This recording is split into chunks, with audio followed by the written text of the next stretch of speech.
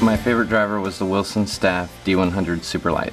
I liked it because the swing weight was really light and it felt like I could swing it faster and it translated into more distance. The ball flight and ball speed were very similar to really my top three, but what really set the Superlight apart for me was the movability. I could hit draws and fades really on command, far better than anything else I was hitting all week. I felt far more confident with that club than anything else in the bag. The biggest thing, in addition to being long and really being the longest of the clubs I hit, being able to take trouble out of play, hit a ball left to right, turn around, hit it right to left on the next hole was a beautiful feeling. My favorite driver this week was the Mizuno JPX-825. It was the longest by far of any of the drivers I tested, and it just seemed to always want to leave itself in the fairway with a little bit of a draw. This was a club that I could count on. Confidence is what makes golfers successful, and if you know the ball's going to go well off of this club, you're going to play well and you're going to hit it well. My favorite driver this week was the Cleveland CG Black. It really has a great lightweight. It's a 265-gram club with a 39-gram shaft. It's so light and easy to swing. It really makes you feel like you can just rip after the ball time after time. And it produces just a nice, consistent draw. You can bring the ball, right to left across the fairway and watch it run out. And it also can produce other shot shapes readily. You can hit a light fade.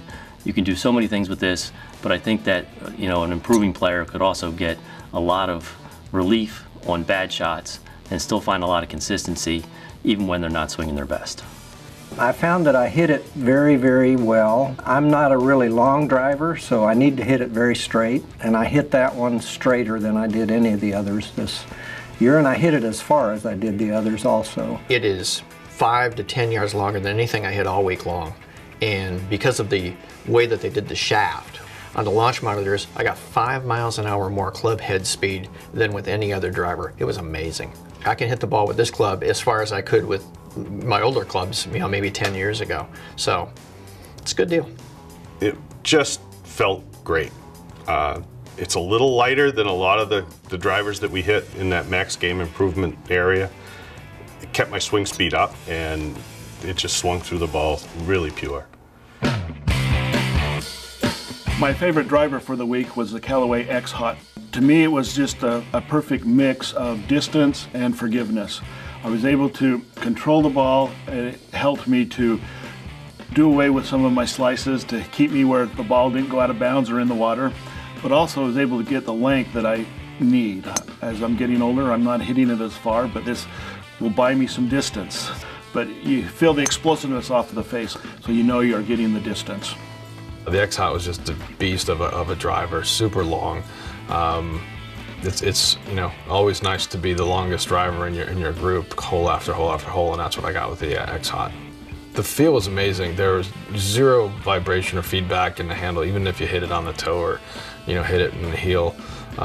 It absorbs any kind of miss hits. It seems to have an enormous sweet spot because I'm sure I wasn't hitting it dead on every time, but you wouldn't know it by the distance and the ball flight that you got out of it. It seemed to be kind of a throwback to the old FT3 drivers, same size head, and I hit the ball very well. It had a great Callaway composite sound to it. Callaway always has sort of a soft feel to the sweet spot. You almost, if you hit it correctly, the ball is invisible almost. Fly to the ball off of the face was super hot, had a nice launch angle and spin rate. My favorite driver of the week was the Bobby Jones by Jesse Ortiz driver.